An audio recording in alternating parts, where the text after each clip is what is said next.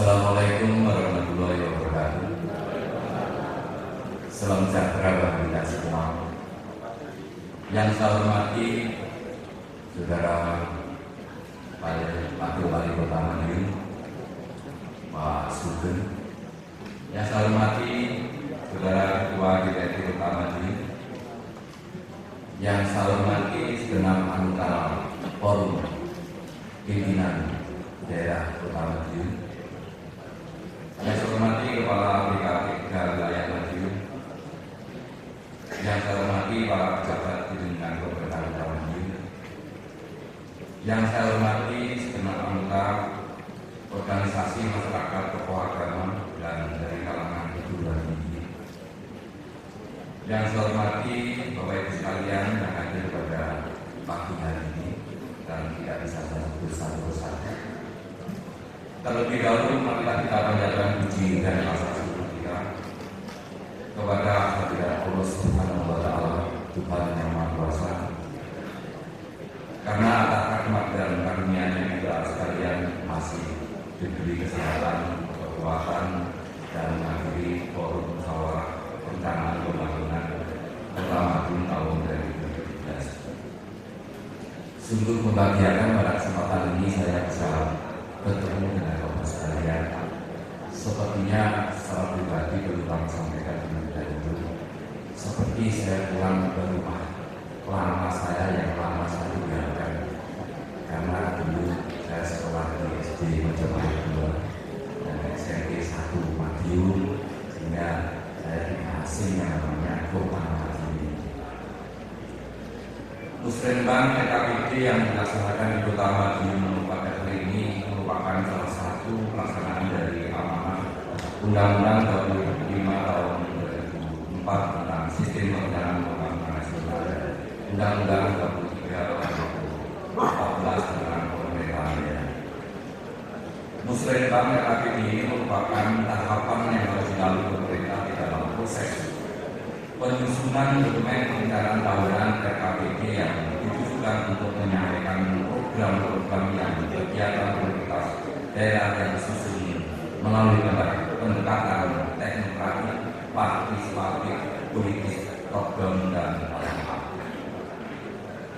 Masukan seluruh pemangku kepentingan pada forum Musrenbang ini diharapkan mampu menajamkan prioritas pembangunan yang telah disusun pemerintah daerah sehingga menghasilkan program kegiatan pembangunan yang efektif, efisien, dan bermanfaat bagi seluruh masyarakat di Kota Madiun.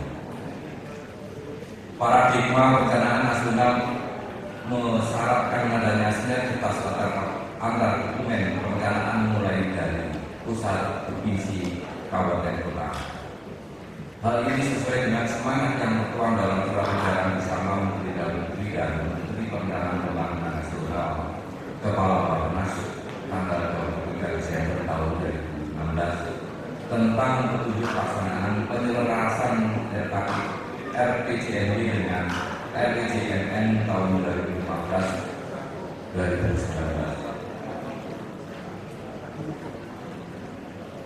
Sinergitas dokumen perencanaan dimulai dari penyelarasan dalam penyusunan RKPD yang merupakan penjabaran dari RPJMD yang memuat rancangan kerangka ekonomi daerah, prioritas pembangunan daerah, serta rencana kerja dan pendanaan untuk jangka waktu 1 tahun yang disusun dengan berpedoman pada rencana kerja pemerintah dan program strategis nasional yang ditetapkan oleh pemerintah pusat.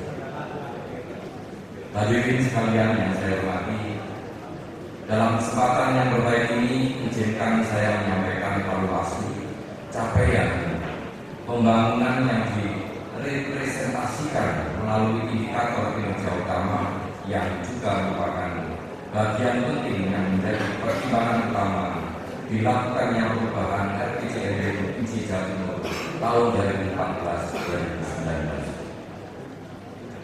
Pertumbuhan ekonomi sejak tahun 2014 hingga 2016, ekonomi Jawa Timur tetap tumbuh dengan kualitas pertumbuhan yang semakin baik, yang direpresentasikan melalui kualitas pertumbuhan ekonomi yang diikuti dengan inflasi yang terkendali. Tahun 2014 ekonomi Jawa Timur tumbuh 5,86% dengan inflasi 7,77%. Tahun 2015 masih tumbuh 5,44% di tengah kondisi ekonomi global yang mengalami dinamika, dan inflasi menurun gratis sebesar 3,08%, dan tahun 2016 tumbuh 5,50% dengan inflasi yang sangat terkendali pada posisi 2,76%. Baik pertumbuhan ekonomi maupun inflasi, capaian Jawa Timur masih lebih baik untuk pertumbuhan ekonomi selalu lebih cepat dan inflasi lebih rendah dari nasional. Sebagaimana saya jelaskan sebelumnya, terkait dengan inklusivitas pertumbuhan ekonomi dan dampaknya terhadap penurunan kemiskinan, dapat saya sampaikan bahwa skenario pertumbuhan ekonomi dan program langsung penanganan kemiskinan yang bersinergi dengan kelembagaan penanganan kemiskinan baik fungsional maupun struktural melalui program pemerintah maupun dukungan program pemerintah kabupaten kota serta masyarakat, kesemuanya memiliki pemahaman yang sama untuk menurunkan angka kemiskinan. Faktor angkanya adalah tingkat kemiskinan yang menunjukkan kecenderungan yang menurun. Pada September 2014 mencapai 12,28% dan pada September 2016 menjadi 11,85%. Ekonomi Jawa Timur masih tumbuh cepat dengan kualitas pengendalian inflasi yang semakin baik.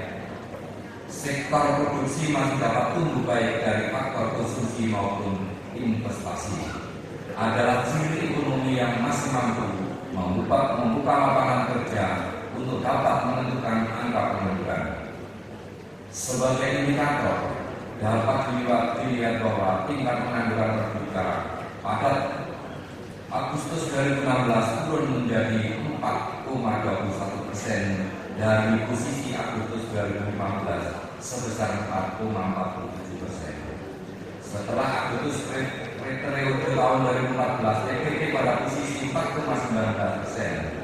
Agustus 2015 naik menjadi 4,47%. Angka TPP tahun 2016 ini juga masih lebih baik dari kondisi TPP nasional yang masih berada pada posisi 5,61%. Kondisi membaiknya kondisi ketenagakerjaan ini sebetulnya jauh dari harapan jika saja kondisi perekonomian nasional mengalami kontraksi akibat dinamika global yang masih terjadi sampai saat ini.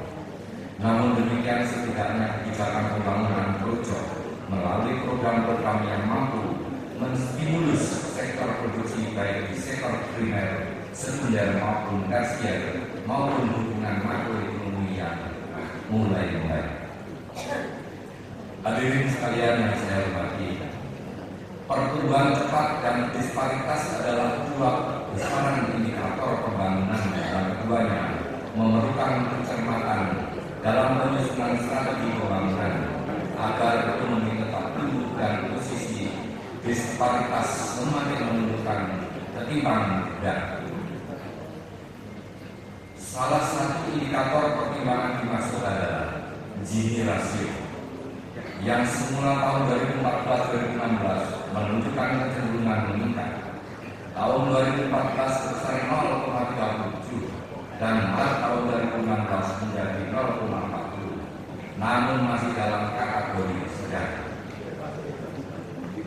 Peningkatan Gini rasio dimaksud apabila kita konfirmasi dari indikator pemerataan pendapatan versi Bank Dunia pada kelompok 40 menengah mengalami peningkatan dari 35,22 pada tahun 2014 menjadi 34,52 tahun 2015 dan 36,60 pada tahun 2016. Hal ini berarti jumlah kelas menengah baru menjadi bertambah seiring ekonomi di Jawa Timur yang tetap tumbuh dengan struktur konsumsi masyarakat sejak tahun 2015 yang menunjukkan dominasi struktur PDRB dari aspek penggunaan. Tentunya hal demikian akan mempengaruhi kehidupan kita sehari-hari oleh karena ada sekelompok orang di menengah meningkat sejahteraannya sehingga jalan-jalan kita macet, dibuka mall di sebelah juga sering macet, itu akibat banyaknya orang kaya baru. Oleh karena itu saya mohon kalau orang kaya baru ini biasanya juga hidupnya ada anaknya sedikit, jadi kalau naik mobil ya sering bel begitu dan motor juga. Jadi mohon lebih toleransi terhadap perkembangan atau orang baru. Di samping itu, indikator penting dari penerapan pendapatan ini adalah indikator kelas waktu bahwa yang pada tahun 2015 pada pertimbangan sedang yaitu 16,51 naik menjadi 17,03 pada tahun 2016 dan kelompok 20% akan menurun dari 48,87 tahun 2015 menjadi 47,37 pada tahun 2016. Pembangunan manusia yang salah satunya direpresentasikan melalui indikator indeks pembangunan manusia atau sering disebut IPM merupakan komposit dari indeks kesehatan, indeks pendidikan dan indeks daya beli. IPM ini sangat mengalami perubahan metodologi perhitungan. Dengan metode baru tahun 2014, IPM Jawa Timur mencapai 68,14 dan meningkat menjadi 68,95 pada tahun 2015. Program pendidikan, kesehatan dan pembangunan ekonomi yang telah diimplementasikan oleh pemerintah Provinsi Jawa Timur menjadi input komprehensif dengan dukungan kabupaten kota dan masyarakat dalam membentuk komposit indikator IPM. Hadirin sekalian yang saya hormati, pertimbangan penting di dalam proses penyusunan RKP di tahun 2018 adalah terkait berbagai isu, permasalahan dan tantangan pembangunan yang berkembang ke depan, baik yang bersifat lokal di daerah maupun wilayah provinsi, isu nasional maupun internasional. Di tengah ekspektasi perbaikan pertumbuhan ekonomi global pada tahun 2017, terdapat beberapa faktor risiko yang menambah ketidakpastian kondisi perekonomian ini sehingga potensi menahan laju perbaikan di antara pertama, yaitu adanya kebijakan Presiden Amerika Serikat terpilih yang lebih fokus pada upaya mendorong ekonomi domestik serta menerapkan proteksionisme.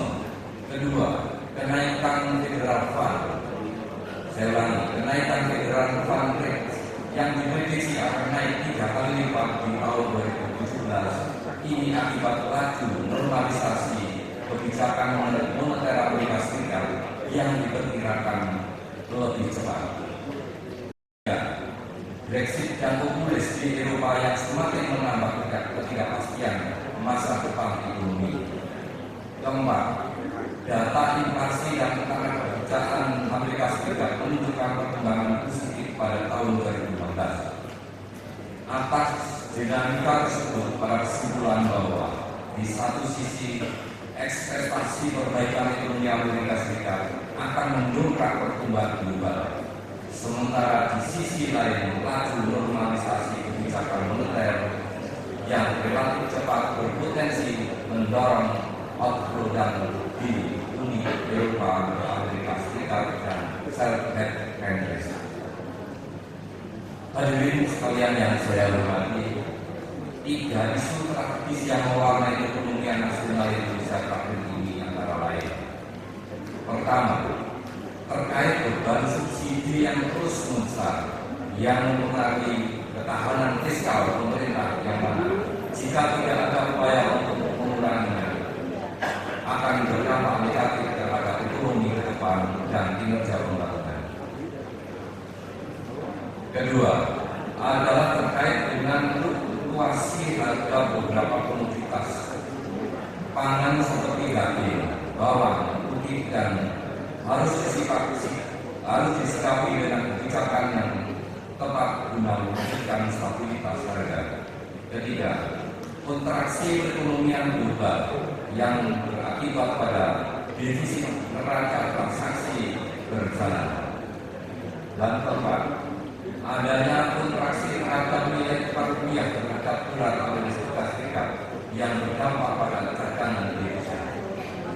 Berangkat dari isu-isu tragis di tahun 2018 tersebut, maka prioritas pembangunan Jawa Timur antara lain sebagai berikut. Pertama, prioritas pendidikan melalui peningkatan kualitas dan pemerataan pendidikan. Kedua, prioritas kesehatan melalui peningkatan kualitas dan pemerataan kesehatan. Ketiga, prioritas perumahan dan pemukiman melalui peningkatan akses layanan infrastruktur dasar. Keempat, prioritas pengembangan dunia usaha dan pariwisata melalui peningkatan kemandirian dan daya saing ekonomi antar daerah. Empat, prioritas ketahanan energi melalui kualitas lingkungan hidup. Keenam, prioritas kedaulatan pangan dengan fokus efisiensi mekanisme pertanian, peningkatan indeks pertanaman, pembangunan lagu dan hulu. Ketujuh, prioritas penanggulangan kemiskinan dengan fokus peningkatan pemberdayaan masyarakat dan pengembangan koperasi dan UKM. Kedelapan, prioritas infrastruktur, koneksitas dan kemaritiman. 9, prioritas pembangunan wilayah. Ke-10, prioritas politik, hukum, pertahanan dan keamanan. Hadirin sekalian yang saya hormati, selain itu di samping prioritas pembangunan sebagaimana yang saya sampaikan di atas, dalam hal menyikapi situasi ekonomi global yang belum pulih dan diprediksi masih akan berlangsung cukup lama, Jawa Timur telah merancang skema pembiayaan pembangunan daerah yang tidak lagi menggunakan anggaran pemerintah baik APBN maupun APBD.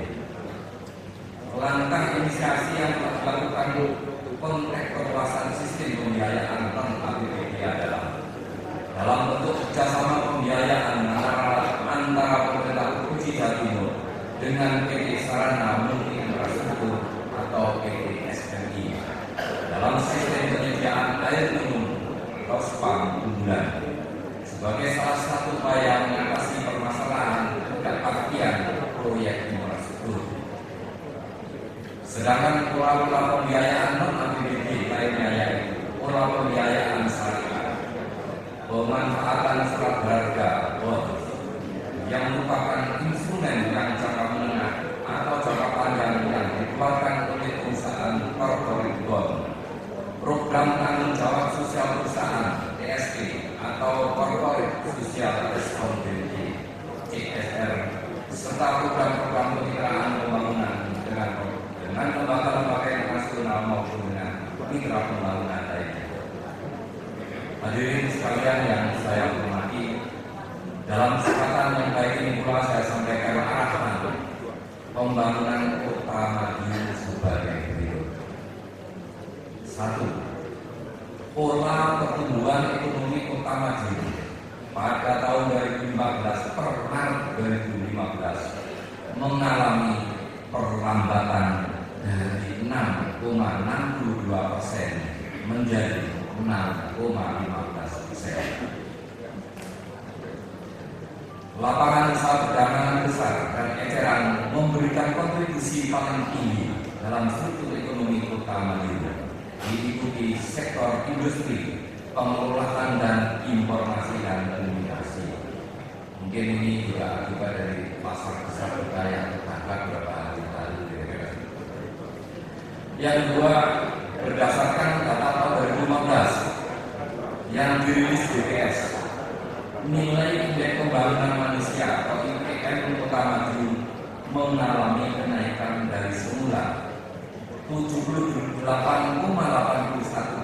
dan 81 di di tahun 2014 menjadi 79,48 di tahun 2015. Yang ketiga, persentase penduduk miskin Kota Madiun tahun 2015 per Maret 2015 adalah sebesar 4,89% atau 8.550 jiwa.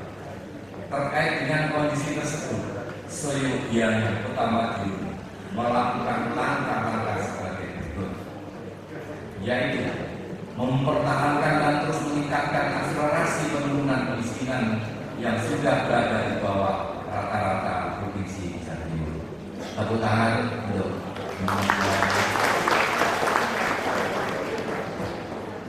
yang tepuk tangan saya doakan banyak rezekinya. Yang ditangan semoga panjang umurnya. Dan terusnya mempertahankan dan meningkatkan kualitas pertumbuhan ekonomi yang sudah inklusif dalam kaitannya dengan tingkat kemiskinan. Penyempurnaan program perlindungan sosial, meningkatkan akses masyarakat miskin terhadap pelayanan dasar serta pemberdayaan masyarakat. Kinerja tingkat pengangguran terbuka atau TPP Kota Madiun di tahun 2016 per Februari 2016 menunjukkan peningkatan dari semula. Ini memang yang tingkat itu pengangguran. Nanti jangan terlalu. Menunjukkan peningkatan dari semula 0,10% di tahun 2015 menjadi 5,12% di tahun 2015. Saya kira tidak perlu untuk tangan. Terkait hal tersebut, terkait hal tersebut, Kota Madiun agar melakukan upaya-upaya sebagai berikut, yaitu mempertahankan dan meningkatkan akselerasi penurunan TPP yang sudah berada di bawah rata-rata provinsi Jawa Timur. Agak pelan memang yang tadi biar terdengar.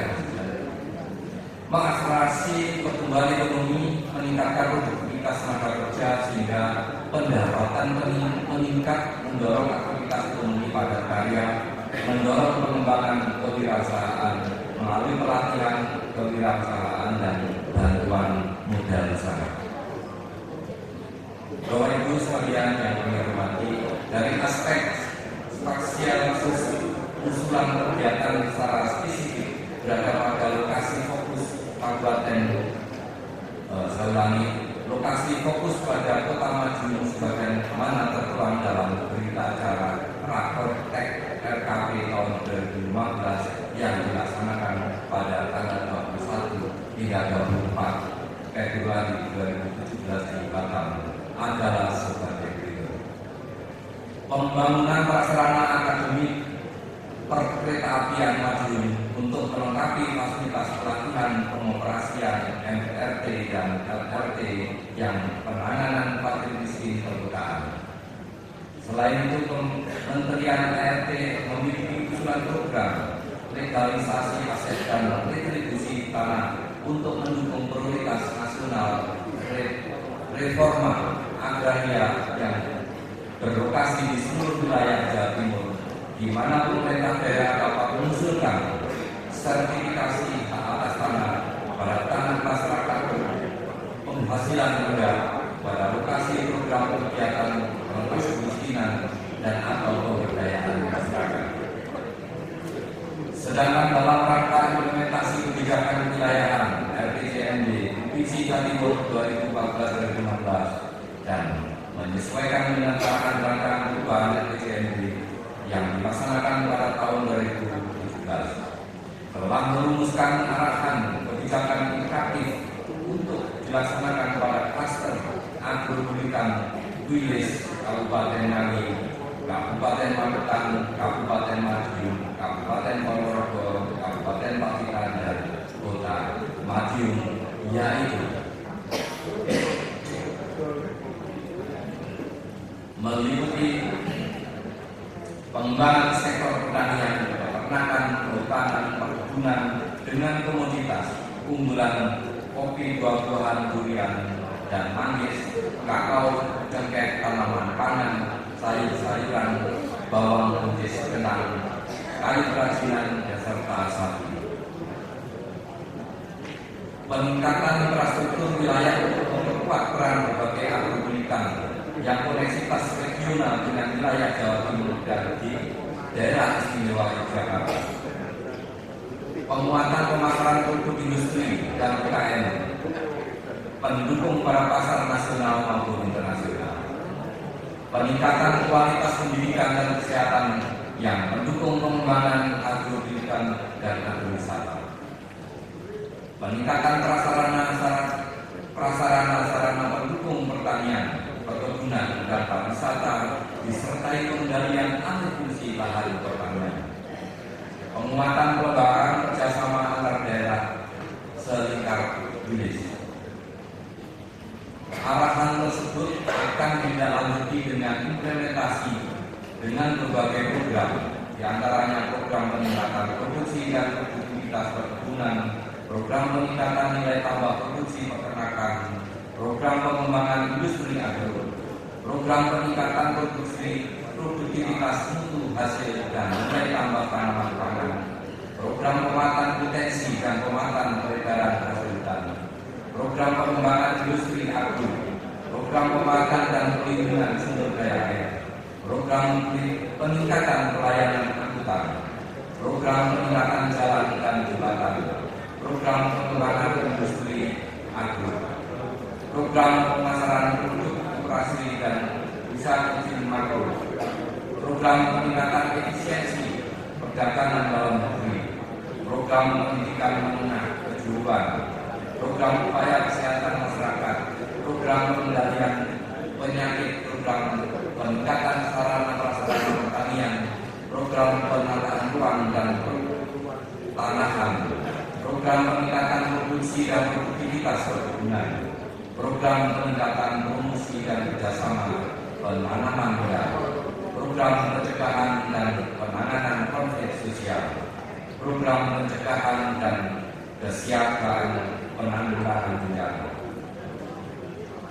Selanjutnya, berdasarkan kesepakatan antara pemerintah provinsi dan pemerintah kabupaten kota se-Jawa Timur terkait pengembangan IKN dan UKM, diindikasikan wilayah sentra pengembangan komoditas di Kota Madiun, yaitu pertama, IKN UKM berbasis agrobis, produksi minyak, aksiri, dan makanan minuman di Kecamatan Mangunharjo.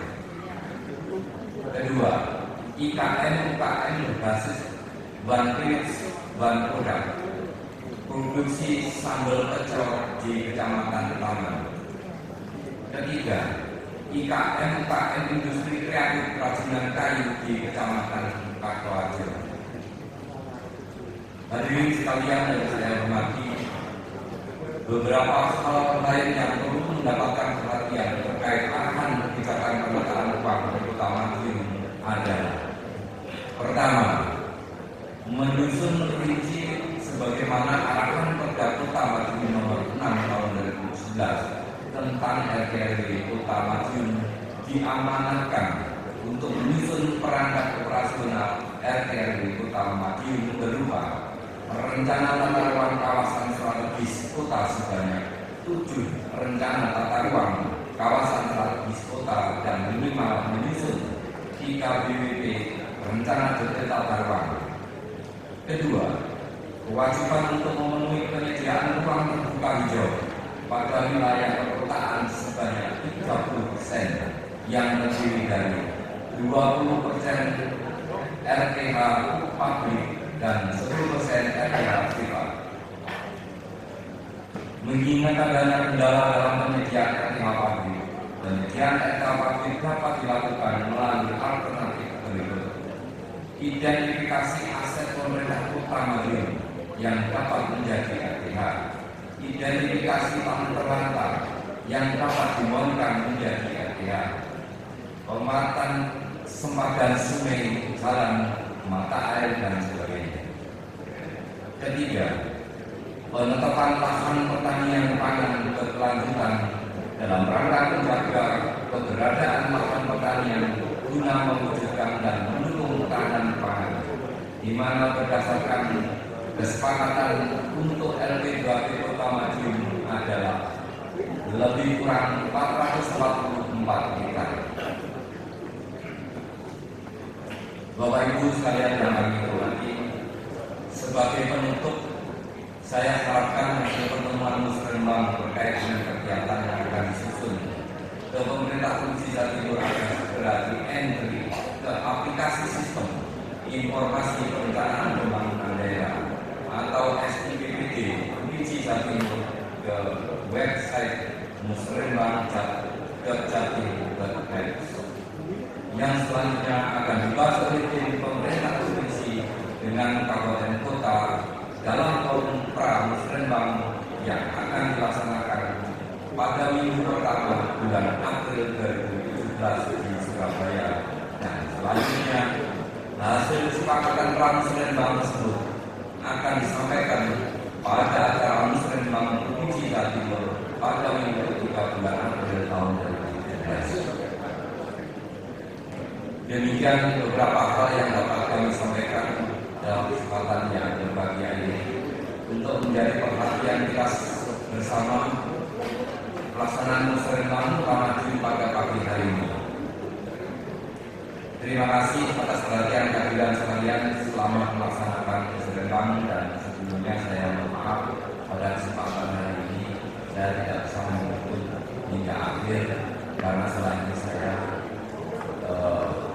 masalah yang sama, saya harus ke Kabupaten Madiun untuk memberikan komentar seperti ini. Sekian dan terima kasih. Wassalamualaikum warahmatullahi wabarakatuh.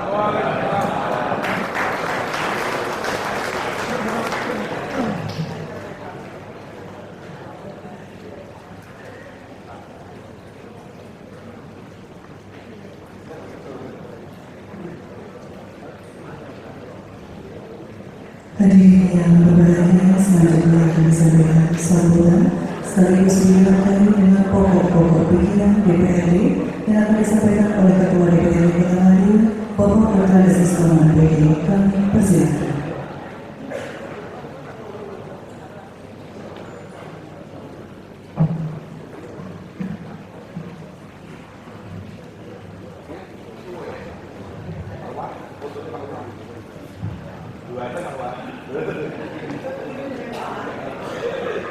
Bismillahirrahmanirrahim.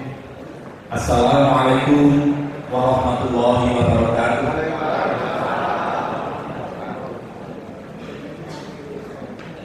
Yang terhormat Bapak Wakil Wali Kota Madiun, yang kami hormati Bapak Kapolri yang baru saja lengser dari kegiatan ini, yang kami hormati seluruh pimpinan dan anggota DPRD Kota Madiun, yang kami hormati seluruh Forpimda Kota Madiun atau yang mewakili, yang kami hormati Kepala Pengadilan Negeri Madiun, Kepala Kantor Kementerian Agama Kota Madiun, Kepala Kantor Pengadilan Agama Kota Madiun, yang kami hormati Wakil Ketua Tim Pembela PKK Kota Madiun,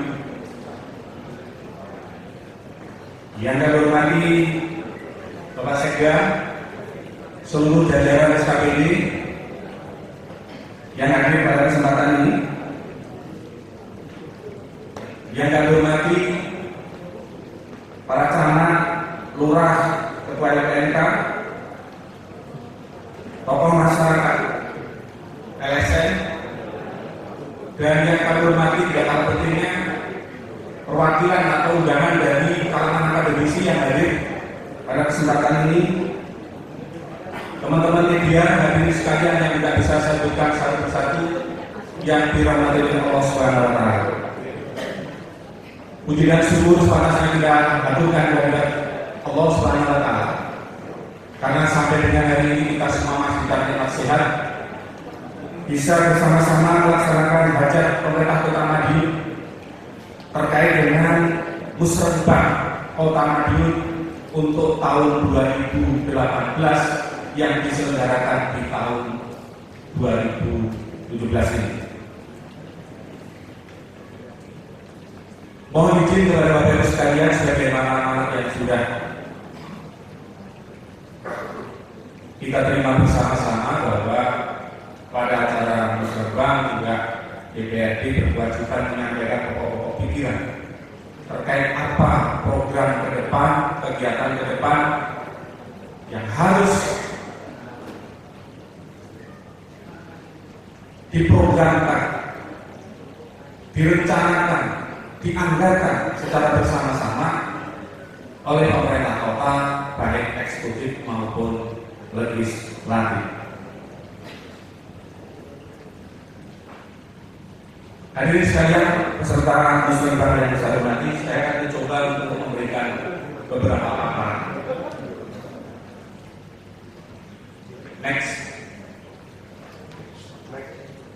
Dasar perubahan RPJMD Kota Madiun tahun 2014-2019. Secara normatif, Undang-Undang Nomor 23, Peraturan Pemerintah Nomor 18, kemudian sinkronisasi RPJMN yang telah ditetapkan dalam Peraturan Presiden Nomor 2 Tahun 2015 tentang Rencana Pembangunan Jangka Menengah Nasional tahun 2015-2019.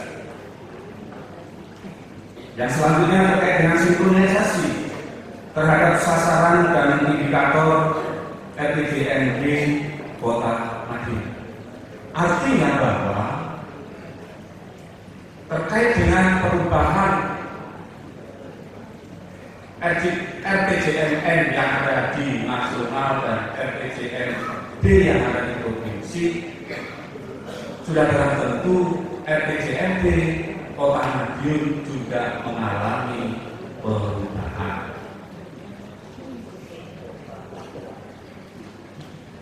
Berikutnya dasar perubahan RPJMD Kota Madiun tahun 2016 secara eksternal.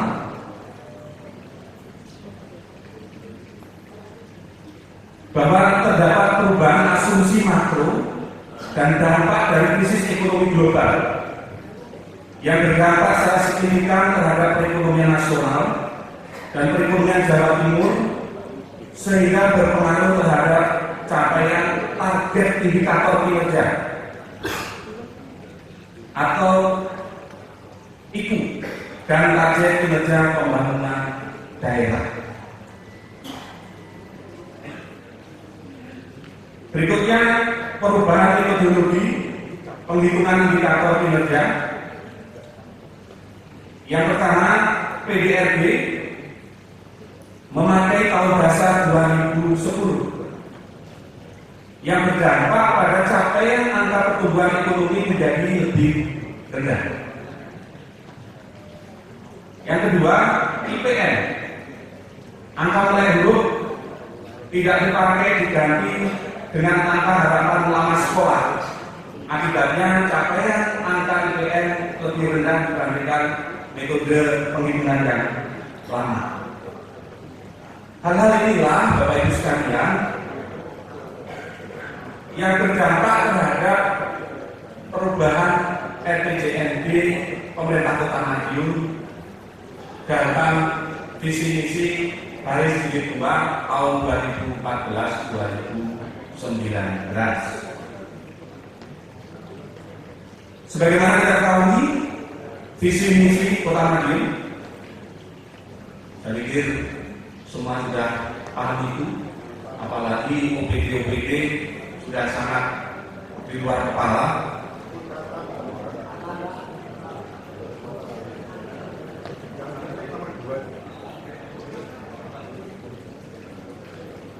Jadi memang kalau kita kupas satu-satu sangat menyita waktu. Tidak apa-apa kalau boleh ya. Jadi isinya ini misinya mewujudkan pembangunan berbasis pada partisipasi masyarakat, mewujudkan tata kelola pemerintahan yang baik, bersih, dan berwibawa, meningkatkan kualitas dan kuantitas pelayanan publik, meningkatkan dan memeratakan tingkat kesejahteraan masyarakat. Ini yang akan dicapai oleh pemerintah Kota Madiun melalui penggambaran visi misi Garis Hidup 2. Bapak Ibu yang saya hormati, selanjutnya tujuan daripada RPJMD ada beberapa, 1 sampai dengan 7. Ini tujuan dari RPJMD kita. Indikator dan perubahan RPJMD ada 1 sampai dengan 12. Nanti kalau memang ini diperlukan, kami siap untuk memberikan penjelasan. Berikutnya sasaran RPJMD 1 sampai dengan angka 14.